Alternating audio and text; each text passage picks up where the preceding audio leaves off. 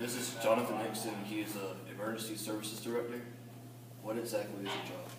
I'm responsible for management and general oversight for the 911 center, the EMS services, and emergency management here in Perkins County.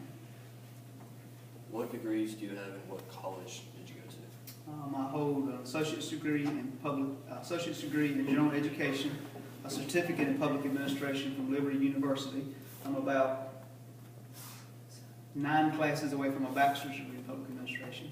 I'm a level 2 North Carolina certified firefighter. I'm an EMT intermediate.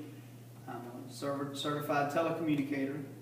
And in addition to that, I hold a heating contractor's license, a refrigeration contractor's license, and I graduated from college out my second time with a diploma in heating and air conditioning.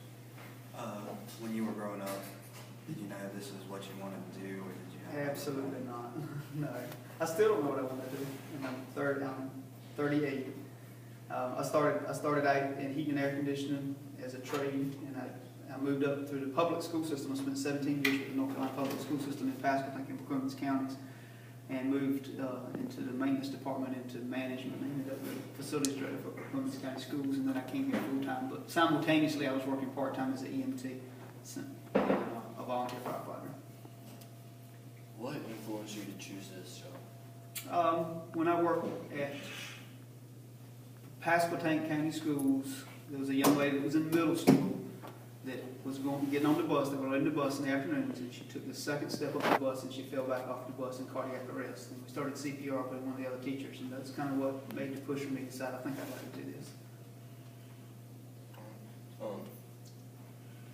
Do you enjoy what you do? Yes, some days are more stressful than others. The difference between this job and some of the other professions that I've been in is that when somebody says they have an emergency, it really is an emergency. If somebody dials 911, it's an emergency to them. And it's rewarding to provide somebody the assistance that they need during the time of a disaster. What's the best part of your job? Helping other people, I think. The management piece is challenging sometimes because we're all still people. There's about 70 employees altogether between the 911 and EMS and emergency management. And so managing people is probably the most challenging thing because we all have different backgrounds, we have different thought processes. There's a big difference in age. We have staff that are in their early 20s, and we have staff in their late 60s. And the way we communicate is a big difference between our 20s and our 60s. And so for some people, a text message is really good. For other people, they'd rather have a phone call. Some people might rather have an email. Other people would rather have a written note. So trying to manage all those different types of communications that work best for our employees. Do you think this will be your last job? I don't know. I'm eligible for retirement through the state in 12 years. So some people think that government jobs, you don't really do anything. So I always kid people and tell them I'm going to get a real job when I retire with 30 years of service. But I enjoy what I'm doing. If you could change your job to anything else, would you change it or would you do what you were still doing? I think I'd stick with it for a while. Do you have any advice for us to help us find what we want to do after high school? Education is important. I'm 38, as I said, my little boy is 10, my daughter's in middle school, and I'm still going to college. And sometimes my little boy said, Dad, can we go outside and do something? And I said, give me 30 more minutes to finish this paper that's due tonight.